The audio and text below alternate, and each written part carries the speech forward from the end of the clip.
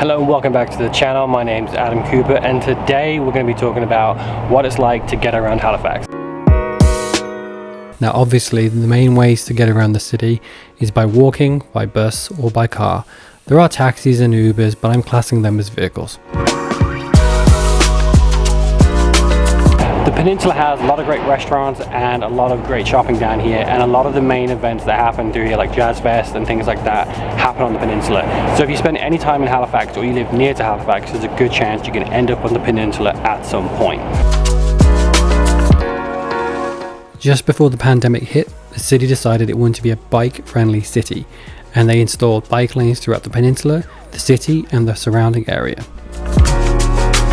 On the peninsula you can see these bike lanes have these green springy bollards which provide kind of a line of sight for the rider and also a little bit of protection, kind of. The bus system is pretty reliable, and after a few short trips you can pretty well get anywhere you need to be. Now where we start having issues when we talk about vehicles. While Halifax is a great city to walk around in, just because you live downtown doesn't mean you're going to work downtown, so chances are you're probably still going to need a vehicle, and if you don't live downtown you're almost definitely going to need a vehicle. Also, our winters can be quite harsh and you really don't want to be riding a bike in the snow. Yes, there are bike lanes, but they offer almost no protection. Not that the ones downtown have that much protection either. And while they continue to develop the city, they are starting to repurpose parking lots for condos and apartments, which means there's less spaces to park. The bike lanes have also taken up a lot of the street parking. So what we end up with is kind of a very messy situation if you're coming off the peninsula to work or to enjoy some of the amenities. Now to me, there's kind of an obvious solution here.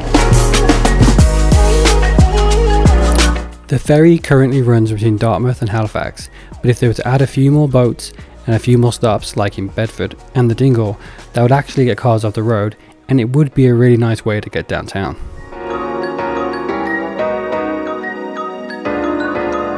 Now I know there's a big cost to buying a fleet of ferries, but it would create more jobs, it would help the environment, and it would also bring a lot of people that have that trepidation and that hesitation to come downtown and experience some of the events, to come shopping, to come to the restaurants when it's busy.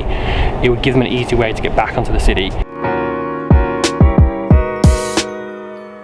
Halifax is an amazing city, and once you're on the peninsula you're going to have a great time, but there's a lot of people that don't live on the peninsula, and if we want to have a city that is very bike friendly, we have to offer an alternative to people that biking isn't an option.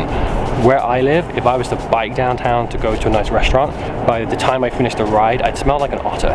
However, taking a ferry or another mode of transport that meant I could leave my car at home, I wouldn't have to worry about the weather, and I'd have a nice time. Seems like a really cool way to get around the city. The Halifax Peninsula is an awesome place to come, and if it's the summer you can walk, ride, and you'll have an amazing time down here. The only issue that we're struggling with right now is there's only 3 roads into the city, so when an event's happening and you're coming off peninsula, you're always going to end up in a traffic jam.